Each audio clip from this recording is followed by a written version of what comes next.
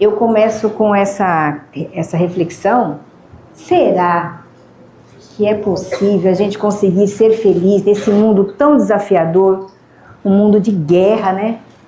Um mundo de polarização, um mundo de adoecimento, um mundo de conflitos. Mas será que a gente tem possibilidade de construir felicidade na nossa vida, na vida de quem a gente ama, que está do lado da gente? Levar essa felicidade para nossas organizações, onde a gente trabalha, que é onde a gente passa mais tempo da nossa vida. Será que isso é possível?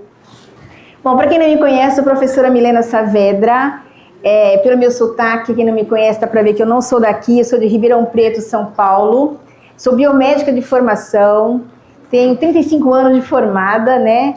Trabalhei muitos anos nesse Hospital das Clínicas da Faculdade de Medicina da USP. Fui concursada, servidora pública. Como servidora pública, eu tive todos os benefícios de um servidor público. Eu tinha uma carga horária, que eu chamo carga horária ideal para mulher, que eram 6 horas, que a carga horária de mulher é infinita, né? A gente trabalha 6 horas, depois tem o dia inteiro. Eu trabalhava 6 horas, tinha um bom salário, tinha grandes amigos no hospital, tinha licença-prêmio, não tinha um chefe com cobrança imediata em cima de mim, não tinha metas para cumprir. Eu tinha muitos benefícios. Eu acho que o melhor deles, o maior deles, é que neste lugar, dentro do hospital, eu conheci o grande amor da minha vida. E aí eu experimentei, né? Que está sempre ao meu lado. É a pessoa que mais confia em mim, é a pessoa que fala, vai lá, vai que você consegue, porque tem hora que a gente acha que a gente não consegue, né? E era muito bom caminhar pelos corredores do HC e encontrar ele. Aquela sensação que só sabe quem se apaixona, né? De sentir aquelas borboletas no estômago, aquele frio na barriga. Enfim, namoramos, casamos, e o HC me agraciou com mais benefícios. Para o meu filho, eu tive uma creche, eu deixava meu filho na creche, dentro do HC, né? Eu podia subir para amamentar, se meu filho chorava, eles me ligavam, olha, o André está aqui, está com febre, vem ver ele, eu podia ir ver.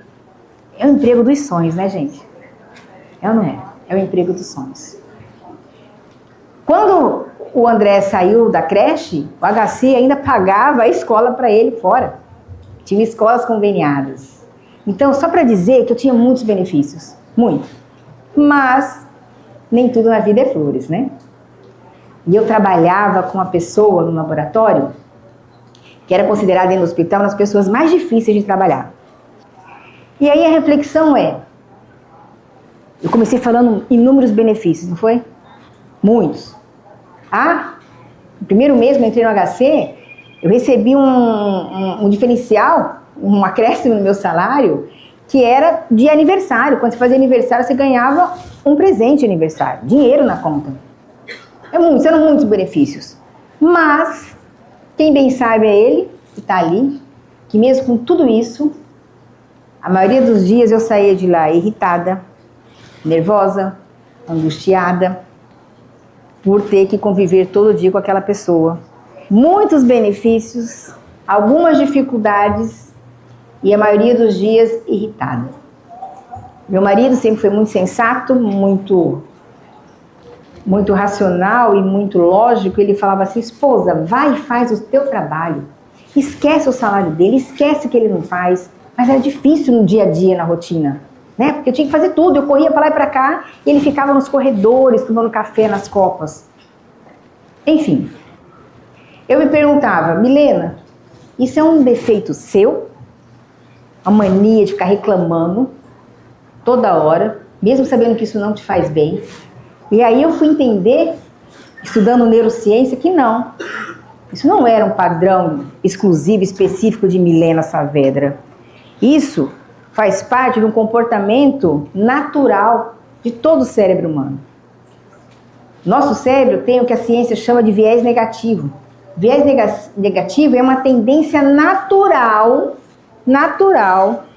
de todo ser humano a focar naquilo que está errado, a focar nos defeitos, a focar naquilo que está faltando. E isso acontecia comigo. Eu tinha muitos benefícios, mas eu focava onde? Naquilo que estava dando errado, naquilo que me irritava. E conhecendo, então, esse viés negativo que dá a impressão pra gente, nossa, então o meu cérebro fica só guardando o que é ruim? Sim. Tem um pesquisador americano que ele diz que o nosso cérebro, os aspectos negativos pro nosso cérebro funcionam que nem velcro. Sabe o velcro que gruda? Ele gruda. E que os aspectos positivos são que nem teflon, eles escorregam, passam muito rápido. E aí, eu pensando nisso, um viés negativo, eu entendi que então que não era uma característica da Milena, mas era uma tendência natural, algo natural do cérebro humano. E pensar assim, então isso é uma coisa ruim? Não, viés negativo não é uma coisa ruim. O viés negativo é o que nos permitiu a chegarmos até o dia de hoje. Ele é a maior importância do nosso cérebro que nos protegeu contra as intempéries da vida. Na era antiga, nós tínhamos duas opções para sobrevivência, não é isso? Ou a gente caçava ou a gente era caçado, não é assim? Então, o homem saía da caverna, ele ia em busca da presa dele, se a presa não caçava ele caçava e levava a comida para casa e sobrevivia. E foi assim que o nosso cérebro foi desenvolvendo, focando no perigo, se a presa vem ali. E assim somos até hoje. E isso nos defende. O viés negativo, ele nos ajuda, ele nos defende, ele mostra pra gente onde tem perigo. Isso é bom. Agora, o que a neurociência tem mostrado na atualidade é que essas sensações do viés negativo, esse disparo de quando eu estou com medo, meu cérebro está focando, encontrando medo, quando eu tenho medo, ocorre uma reação no meu corpo fisiológica, todo mundo já experimentou isso, né? Vem um bicho, um leão, imaginar esse leão aí correndo atrás de você, o que você faz? Você pensa? Não, ninguém consegue pensar, você corre. É o mecanismo de luta ou fuga, é fisiologia, isso é disparado no corpo da gente. A gente fica pálido, o sangue sai da pele, sai do estômago, vai pro músculo, para você ter força para correr. A pupila dilata, a gente tem visão de túnel, eu só consigo focar no leão, eu não consigo ver mais nada. Eu não penso, eu saio correndo. Isso é para nos proteger. O que a neurociência tem mostrado é que essa mesma sensação hoje está acontecendo com a gente com o estresse crônico. Então hoje não estamos mais na selva, hoje não fugimos mais de leões, hoje estamos em selva de pedra. E os nossos leões estão aí, ó. O estresse crônico vem do trânsito, vem da hiperconexão, vem do trabalho, e situações que nos tiram do nosso eixo. E o nosso corpo interpreta aquilo como um perigo e vive em estado de alerta. Existe uma estrutura, gente, no nosso cérebro, chama-se amígdala, que foi cunhada pelo grande psicólogo Daniel Goleman, acho que todo mundo já ouviu falar, né? É o pai da inteligência emocional. Daniel Goleman, ele cunhou o termo sequestro da amígdala. O que é a amígdala? A amígdala cerebral é um radarzinho que fica escaneando. Pi, pi, pi, pi, pi, pi, pi. Quando ela detecta um perigo, ela desencadeia toda essa resposta fisiológica e faz a gente reagir, não deixa a gente pensar. O sequestro da amígdala significa o sequestro do cérebro, ele tira a nossa inteligência, tira a nossa sensatez. Hoje somos uma sociedade altamente reativa. Não gostei? Cancelo. Não gostei? Excluo. Tô no trânsito? Não gostei? Se eu tinha uma arma, eu tiro e mato. É ou não é assim? É assim. Ano passado, na faculdade, teve um caso de duas alunas que eram do mesmo curso, fazendo um trabalho em grupo, onde uma delas foi responsável por imprimir um folder.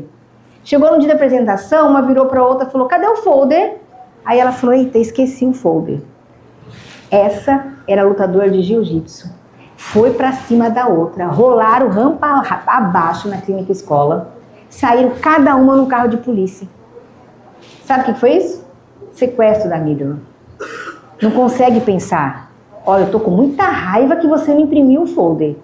Mas a minha raiva não me dá o direito de te arrebentar. Concorda? Entende que isso está acontecendo com a gente? A reatividade. Isso. Então, esse estresse crônico tem deixado a gente dessa forma. É como se... semana passada eu fui tomar um café ali com uma amiga minha na Ale Pessoa. Cheguei lá, encontrei uma aluna. A mãe da aluna era médica, também professora da faculdade. Quando ela me viu, né, a mãe falou assim, vem cá, Milena, senta aqui, professor da felicidade, acalma minha filha. Ela estava fazendo uma prova, passou mal, ficou nervosa, tive que buscar ela, não conseguiu fazer a prova. Trouxe ela para cá para ela tomar Rivotril. Ajuda ela. Você sabe o que é a prova para ela? O leão.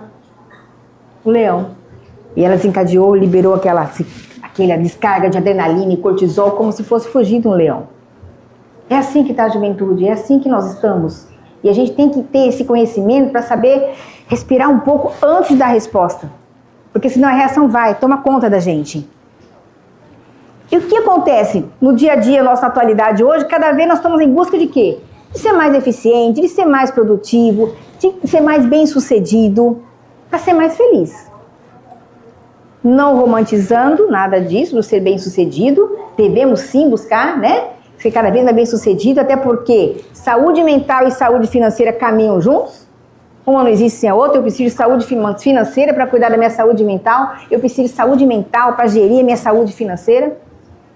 Agora, se tudo isso vai levar eu a tão sonhada felicidade, e parece que não. Os dados mostram que não, né?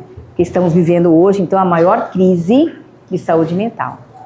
Todo mundo em busca da felicidade, sendo mais produtivo, mais eficiente, mais sucesso, mas mais adoecido. Os dados mostram, são dados alarmantes, e esses dados, agora para vocês, assim, de RH, é importante lembrar o que representa esses dados, essa quantidade enorme de afastamentos. Um afastamento nada mais é do que um registro administrativo, concordam? É um registro administrativo, mas não é um raio-x dizendo qual é a origem, qual é a causa daquele registro.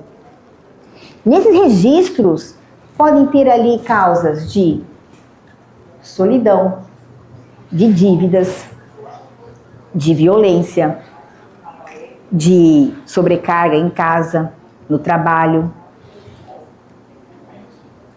de uma coisa que quase ninguém fala, de saúde social, de relacionamentos. Tudo isso, gente, vocês sabiam que solidão adoece? Adoece. Todos esses fatores chegam todos os dias para trabalhar. Chegam no trabalho da gente e a gente não vê. Chegam através de pessoas que às vezes estão sorrindo. Ou chegam na mão do RH como mais um afastamento. E esses números têm crescido, têm impactado. E o que acontece? Quando um número desse começa a se replicar, isso também é um mecanismo de proteção natural, a gente quer encontrar o culpado, não é isso? Então, hoje, o emprego é o vilão e a pessoa é a culpada. O importante é encontrar o culpado. Mas Desjur, um psicanalista francês, que é o criador da psicodinâmica do trabalho, ele diz que o trabalho nunca foi um ambiente neutro para a saúde mental. Ele pode adoecer e causar sobrecarga, e ele pode produzir saúde, realização, bem-estar. E é importante lembrar também que a pessoa que não tem trabalho adoece. Sabem disso também, né? Não ter trabalho, todo mundo coloca culpa no trabalho hoje, mas não ter trabalho adoece. De duas formas. Se eu não tenho trabalho, eu não tenho condições para me manter, eu adoeço. Vamos para os aposentados?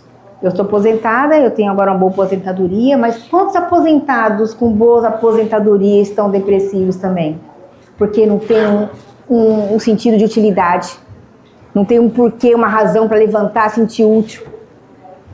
Entende a importância? A gente tem que mostrar isso, porque hoje está se falando tanto, culpando tanto o trabalho de tudo, né?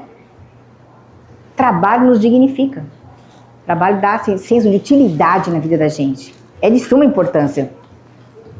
E estamos aí então com a tão falada, nunca se falou tanto, né, gente? Nunca se falou tanto de saúde mental, nunca se falou tanto de felicidade, nunca se falou tanto de bem-estar. Mas os números estão dizendo, mostrando praticamente o contrário. E a nova NR1 parece que é um bicho de 7 cabeças, mas não tem muita novidade aqui. Eu não sei se vocês viram ou souberam de alguém que foi, né? Agora no final de março teve em São Paulo, aconteceu em São Paulo, Virtude Summit, o maior evento de saúde mental corporativa, né? Reuniu mais de 2.000 pessoas. Eu achei tão interessante que na ecobag dele estava escrito assim, ó, saúde mental é inegociável. Era a frase de todas as sacolinhas do evento. Tinha um painel que mostrou assim, nomear o invisível. Sabe qual foi o invisível que foi nomeado? Parentalidade. Já ouviram falar? parentalidade. Parentalidade dá a impressão assim, a parentalidade é eu, meu marido e meu filho. Não, parentalidade é para todos. Mesmo aquele que não tem filho é filho de alguém, concorda? Né? Parentalidade, se você tem uma família e você tem uma casa para voltar, você tem parentalidade. Você cuida de alguém, você é cuidado por alguém, você tem parentalidade. E por que isso é importante? Porque a gente não pode olhar para a pessoa sem enxergar essas duas dimensões, né? Antes do crachá e depois do expediente. É a mesma pessoa, não é? É a mesma pessoa. Engana-se quem pensa que a nova NR1 é sobre checklist, é sobre documento, é sobre RH, é sobre médico do trabalho. A nova NR1, ela vem literalmente, ela é um convite para redesenhar o futuro do trabalho de forma mais saudável, consciente e produtiva. Gente, nós estamos aí com a possibilidade de desenhar um novo futuro de trabalho. Tem gente que fala, é tudo mimimi, vai passar. Eu não sei quem lembra dessa época, mas vale recordar que até 1997 podia se fumar em qualquer lugar, inclusive dentro de avião. As produtoras de aviões, elas tinham lá o cinzeirinho. A partir de 1998, começou a fumar só em locais, ambientes fechados. E depois ficou proibido fumar dentro de avião. Houve uma mudança que a gente nunca acreditou que ia acontecer. A nova NR1 é esse convite. É esse convite para dar um basta naquela série. Eu acho que eu não dou conta, mas eu acabo dando conta. Porque é assim que todo mundo vai. É ou não é? Acho que eu não dou, mas quando vê eu dou. E assim eu vou indo, e assim eu vou indo. Eu só paro realmente quando eu adoecer e muito. Porque se não for muito, eu dou um jeito. A NR1 é sobre isso. Esse novo desenho. Tá. O que a gente pode fazer então, hein? Se NR1 não é um checklist, NR1 não é um documento, NR1 não é para RH, não é só do RH, não é só do médico de trabalho. Será que é sobre benefícios? Isso aqui é um case de um amigo que trabalha também com a ciência da felicidade, eu achei muito interessante. Ele conta que quando ele chegou na empresa para trabalhar, para implantar o programa de ciência da felicidade, a moça do RH, a diretora do RH, chegou para ele e falou assim, olha, aqui está acontecendo uma coisa muito legal, deu muito certo. Eu consegui com a direção da empresa que toda segunda-feira, todos os funcionários da empresa vão ter direito, vão receber aqui, vão tomar café aqui na empresa. Vão receber um café muito bom, com fruta, com suco, pães, tudo do bom e do melhor. E eles adoraram, tá dando super certo. Aí ele falou, que bom, que legal. Vamos fazer uma coisa? Vamos colocar nesse café uma caixinha? Uma caixinha de feedback, de sugestão, de crítica, vamos colocar lá? Vamos, colocou. Aí pegava todo dia, né, as mensagens lá. Em menos de uma semana encontraram uma mensagem assim. Eu acho um absurdo uma empresa desse porte dar café da manhã apenas um dia na semana. Olha aí. E aí, né, o RH fica triste, vai pra direção, faz lá o seu jogo, tenta conseguir, olha, tô reclamando, será que a gente não conseguia mais? Tá bom. Vamos dar café da manhã para eles todos os dias. E não vamos nem mexer na qualidade, certo? Todo dia aquele café da manhã de primeira. Ok. Vamos manter a caixinha, vamos manter a caixinha. Tá. Em menos de 15 dias, tinha uma mensagem assim. Era um hospital, tá, gente? Pra vocês entenderem. Eu acho que eles deveriam colocar as mexericas descascadas. Porque se a gente tiver que descascar, nossa mão fica cheirando o tempo inteiro, o dia inteiro. E aí? É sobre benefício? Não estou dizendo que é ruim benefício. Benefício tem que existir, é fundamental e é importante. Mas eu não conserto tudo com benefícios. Porque o ser humano ele é inesgotável, não é isso? A gente consegue uma coisa. Se eu comprei um apartamento de 50 metros, depois eu quero o quê? Um de 80. Depois de 80 eu quero uma casa na praia. E assim eu vou indo. Isso faz parte do ser humano. Não é? É assim que funciona. Então também não é só sobre benefícios. E aí entra a ciência da felicidade. E aí eu gosto. Porque a ciência da felicidade, ela mostra pra gente uma coisa muito clara. que a gente veio de uma cultura que nos foi ensinado de que quando a gente tiver sucesso, quando a gente tiver nossa casa, nosso carro, nossa promoção, aí nós vamos ser felizes. A gente passa isso para os nossos filhos. Vai, filho, estuda. Passa, faz uma boa faculdade, arruma um bom emprego, de preferência emprego público. E aí você vai ser feliz. E a gente vai colocando todos os nossos esforços no menor tempo possível para conseguir isso quanto antes. Então eu tenho que casar até os 30, eu tenho que ter filho em 35 e 40, eu tenho que aposentar, ter aquela aposentadoria milionária em torno dos 60, e além de tudo ter uma barriguinha tanquinho, que é para ajudar, né? Para ser bom. E a gente fica aí, investindo nosso tempo, nossos esforços, nossa energia nisso. E o que a ciência mostra é que a forma está errada. Que não é o sucesso que leva à felicidade. Que é a felicidade que leva ao sucesso em todos os âmbitos da nossa vida. Então, é muito importante a gente investir na nossa felicidade.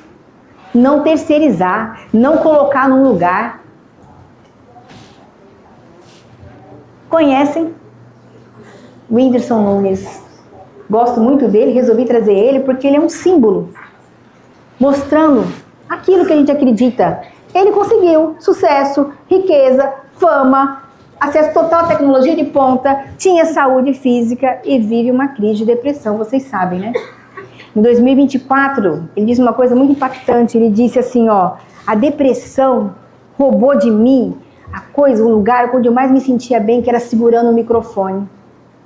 Agora, em 2025, a última fala dele foi, e isso é um ato de coragem, o autocuidado é um ato de coragem, né? Ele pediu para ser internado, ele está internado numa clínica psiquiátrica no interior de São Paulo. Ele pediu para ser internado, porque ele falou, eu quero me curar, eu quero voltar a ter minha vida.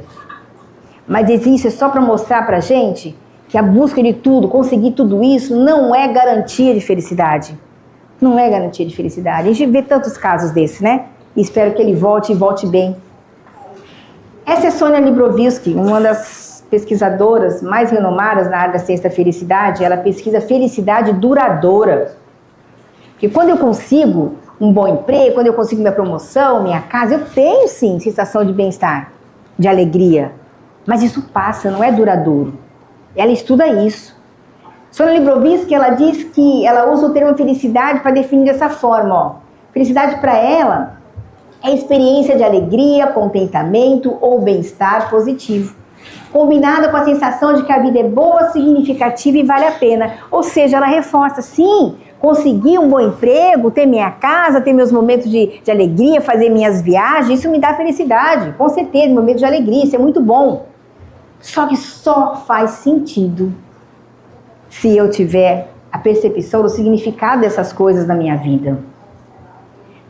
Só pode medir a felicidade de cada um a pessoa mesmo. A gente pode virar para aquela pessoa e falar assim, mas ela tem tudo para ser feliz. Ela pode ter tudo para ser feliz, mas ela não consegue perceber que tudo que ela tem é felicidade. E ela pode ter tudo. Entendem? Entendem que se eu não tenho essa percepção daquilo que eu tenho, do significado daquilo que eu tenho, de ter uma casa, de ter saúde, de ter um bom casamento, de ter um filho saudável, de ter um emprego, é só vou ter nas coisas. É sobre sentido. Sônia Librovsky fala que todo mundo precisa ter um sentido, um propósito, uma coisa para buscar. E a gente costuma colocar esse propósito em algo muito grande, é um ano sabático, é quando eu tiver uma pousada na praia. Só que não, nosso propósito tem que ser diário, nas pequenas coisas, todos os dias, para conseguir realizar. E quando realizar, conseguir celebrar, para que a vida seja uma jornada maravilhosa. Construir ela todos os dias. Não lá na frente. Não lá na frente. Sônia Librovsky traz a felicidade, então adivinha essa felicidade, né? Ela traz 3 fatores que impactam a nossa felicidade. O genético, tem uma base genética? Tem. Tem pessoas que são naturalmente mais otimistas, são mais sorridentes, mas isso não determina a sua felicidade. O Whindersson Nunes é muito sorridente, sempre foi, mas não determina a felicidade. Tem o determinante das circunstâncias? Tem, já falamos aqui, que é o mito da felicidade, as circunstâncias, aquilo que eu vou tendo, que eu vou conseguindo na minha vida, mas que não me dá felicidade duradoura. É muito fugaz, passa. E tem o comportamento. E aqui sim, Aqui entram nossas decisões.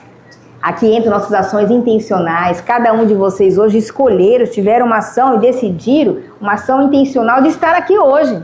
Escolheram. E espero que saiam muito melhores. Aqui está o nosso poder. Nessas decisões, nessas escolhas. Eu escolho o que me faz feliz e luto para me aproximar daquilo que me faz feliz. As pessoas geralmente nem sabem. Quando eu pergunto na sala de aula, o que vocês gostam de fazer? Vocês vão ficar lá pensando, lembrando, para saber o que eu gosto de fazer. Você não sabe o que você gosta de fazer? Se você não sabe, como é que você pode se aproximar disso? A gente vai para Alice no País das Maravilhas, né? Para o coelhinho. Senhor Coelho, onde é o caminho? Mas para onde você vai? Eu não sei. Se você não sabe, qualquer caminho importa. Eu tenho que saber o que eu gosto, o que me faz bem, para me aproximar daquilo.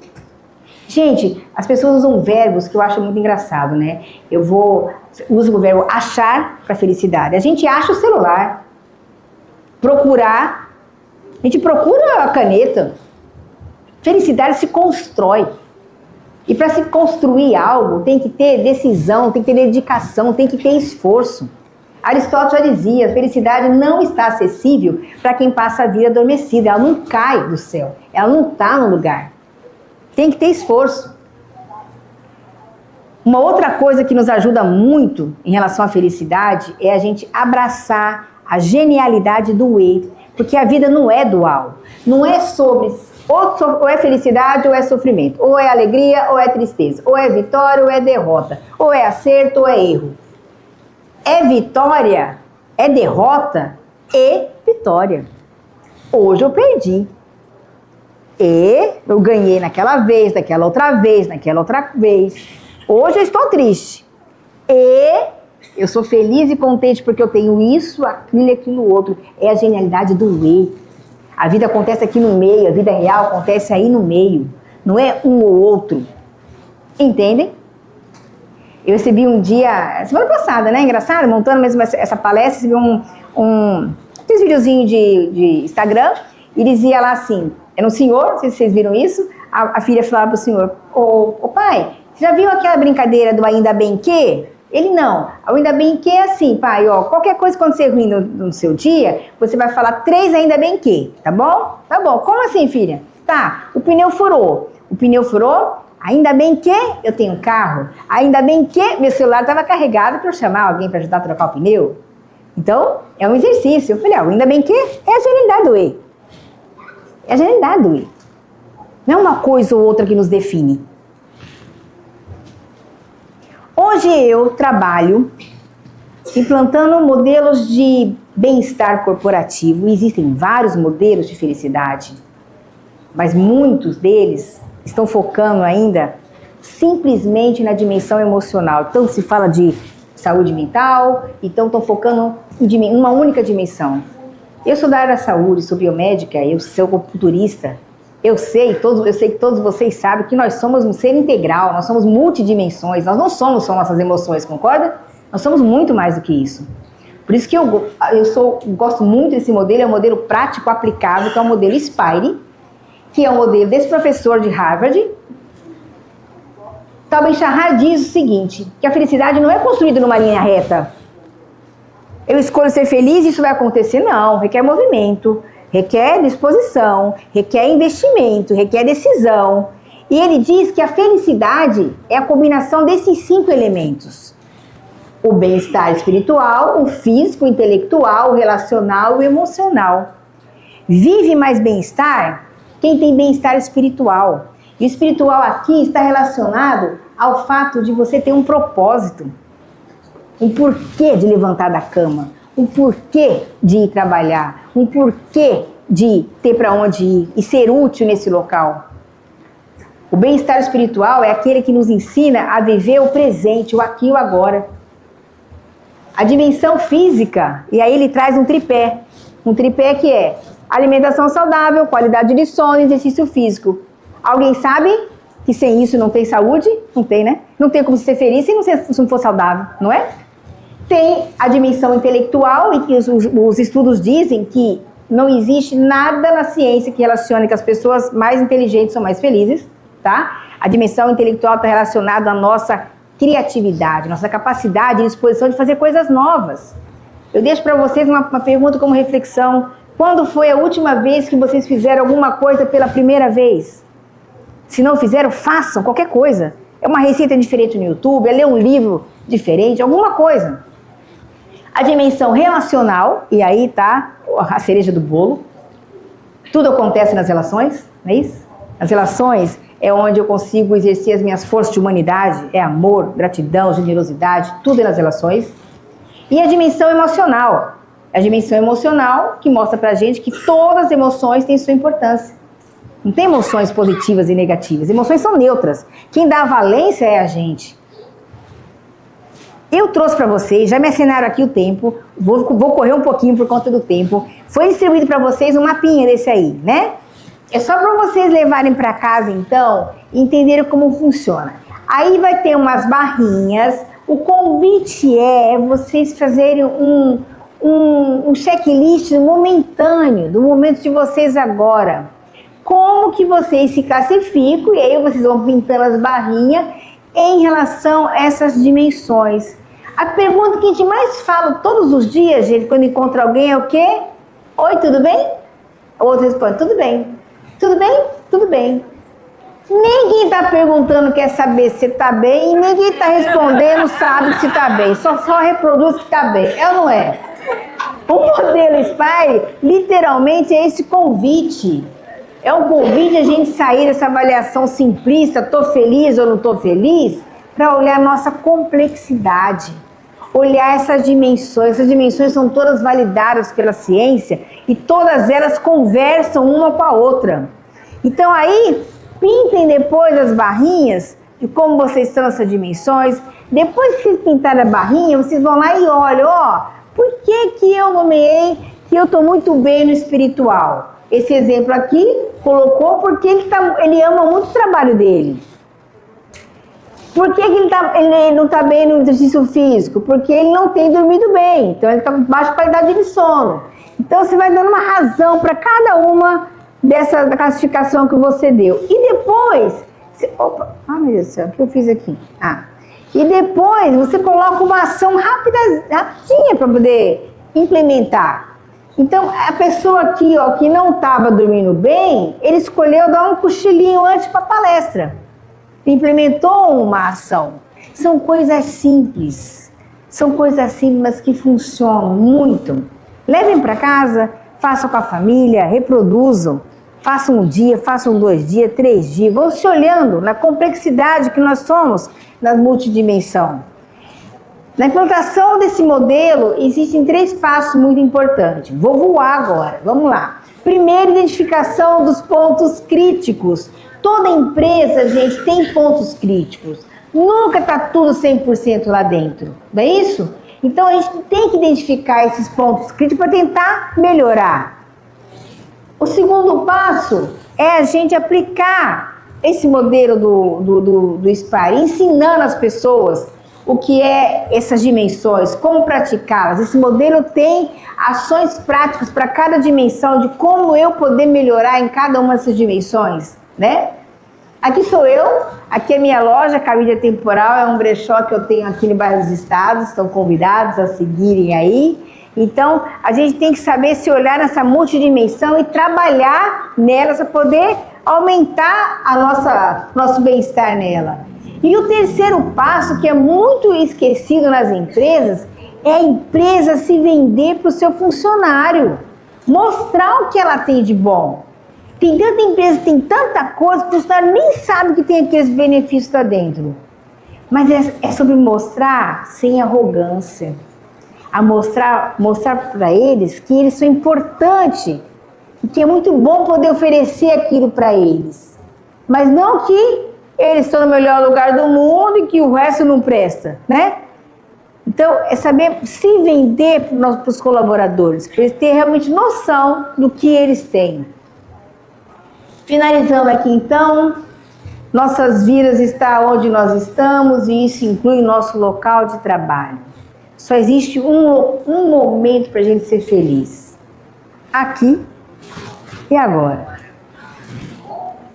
Termino dizendo que a Organização Mundial da Saúde define que felicidade, saúde, não é ausência de doença. Saúde é você ter pleno funcionamento humano. Pleno funcionamento humano na psicologia positiva significa florescer. Quando o colaborador floresce, o cliente sente. E quando o cliente sente, a marca fortalece. Muito obrigada.